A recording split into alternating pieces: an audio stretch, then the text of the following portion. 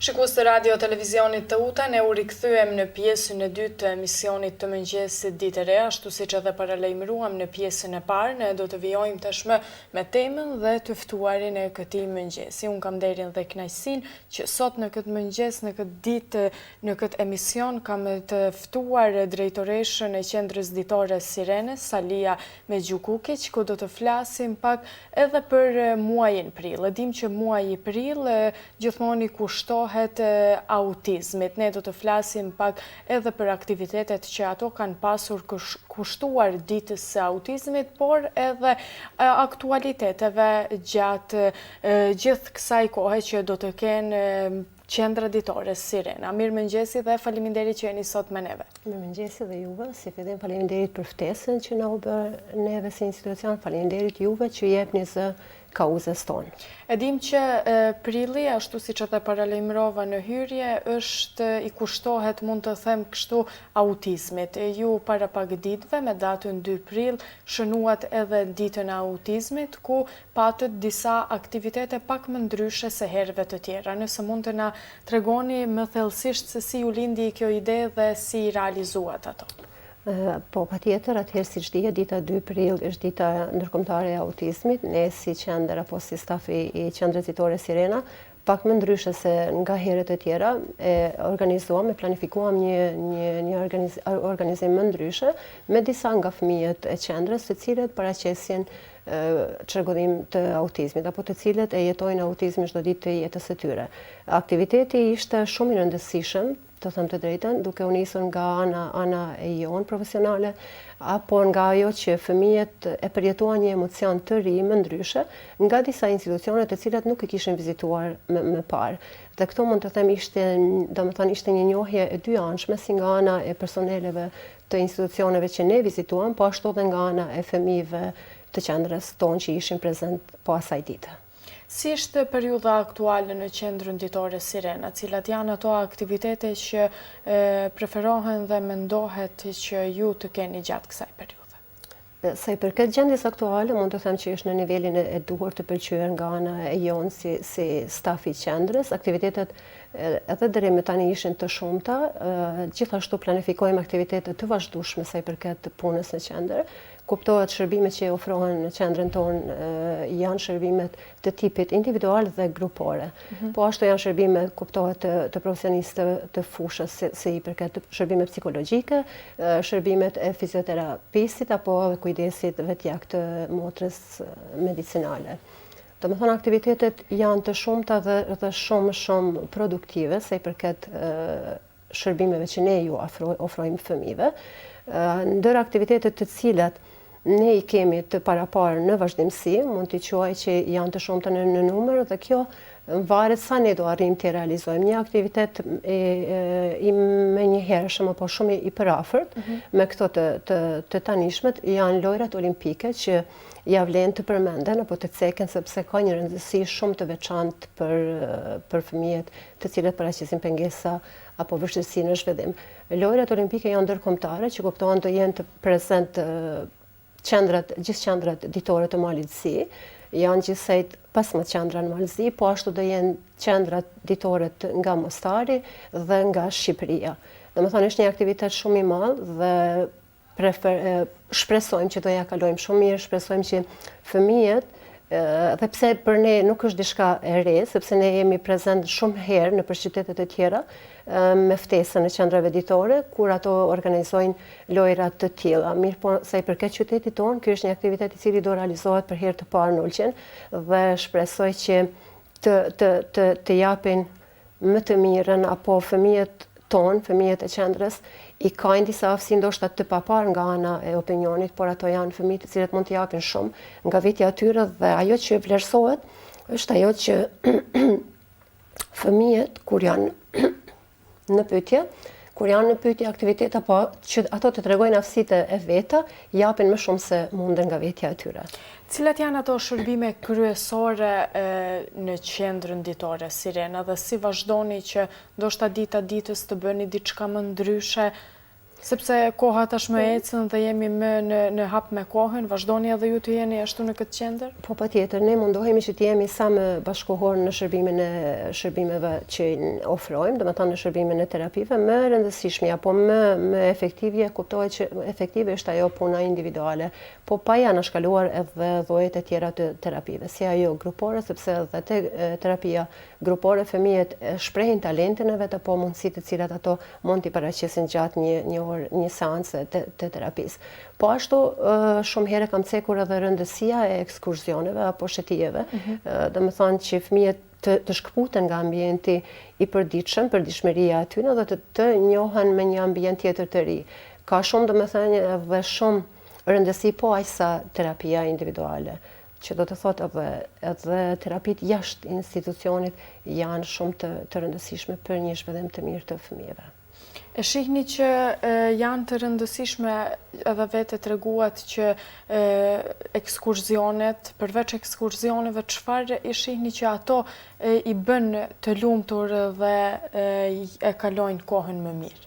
Përveç ekskurzioneve. Janë edhe aktivitete sportive, siç e thash edhe më herët, që ato i bëjnë të ndihen mirë, po ashtu flitet gjithmonë për moshat më të rritura, janë aktivitete sportive më të preferuara, që fëmijëve ju ndihmojnë në atë ecërinë e tyre apo në menaxhimin e një terapie apo një dite.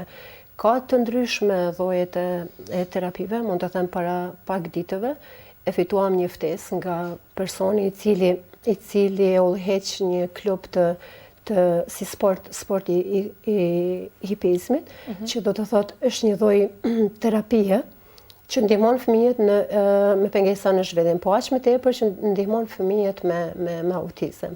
Do të thotë edhe ky është një pjesë e aktivitetit që ne kemi në plan për ta realizojmë.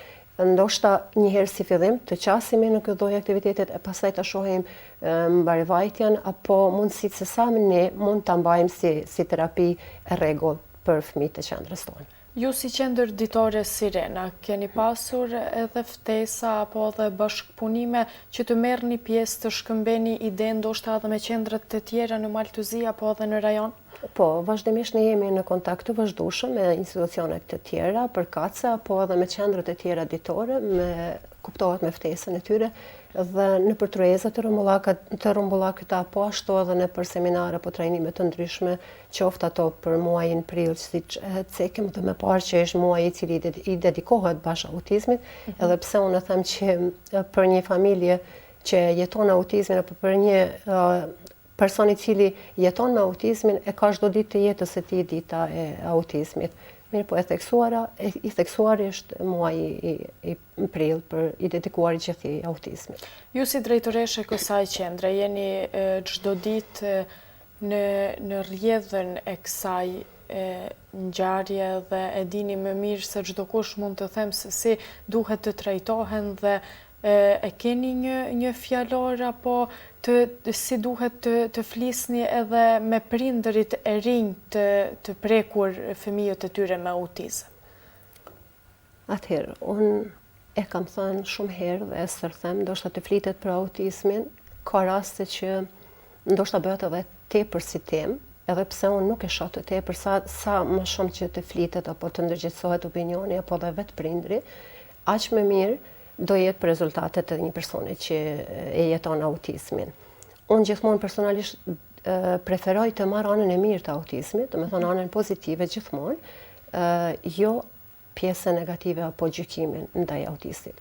Autistët e kanë një aftësi, mos e them mbi aftësi, përndryshe nga ne të tjerët, të cilët nuk e kemi të theksuar autizmin. Ta them këtu një koncept, sepse autikët shohin ndoshta atë që ne nuk e shohim, apo ne vonojmë ta shohim, e ndjejnë atë që ne nuk e ndjejmë, apo reagojnë në moment që neve ndoshta na duhet kohë të reagojmë apo të mendohemi 2 herë të reagojmë apo mos reagojmë. Kjo është e autikut i cili shpërthen momente të caktuara dhe për pjesën tjetër ndoshta bëhet problematike menaxhimi i tij pastaj.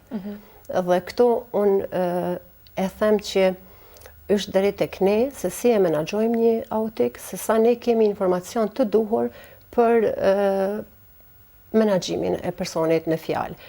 E them edhe këtë që në krahasim me vitet e mëparshme, sot ka informacione të mjaftueshme, ka shërbime të mjaftueshme, ka kushte shumë të mira se viteve të mëhershme.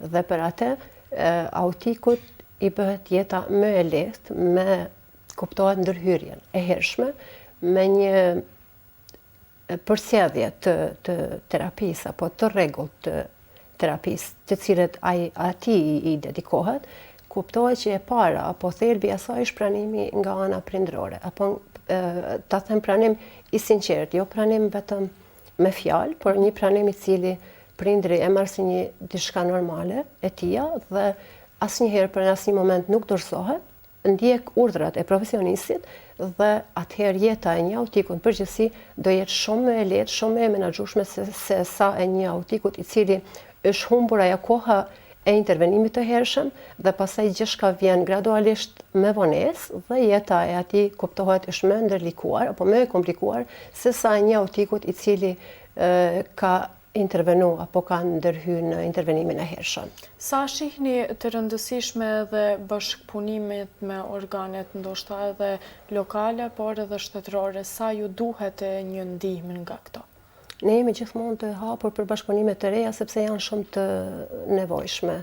Edhe deri me tani kemi bashkëpunime të vazhdueshme, por shpresojmë që edhe në të ardhmen nëse ofrohet një lloj bashkëpunimi si ky i mëparshme që e fola aktivitetet sportive tek hipizmi, po ashtu edhe të tjera, gjithmonë jemi të gatshëm të bashkëpunojmë për të mirën e fëmijëve tonë. Po bashkëpunimin me psikolog, si është në qendrën e juaj?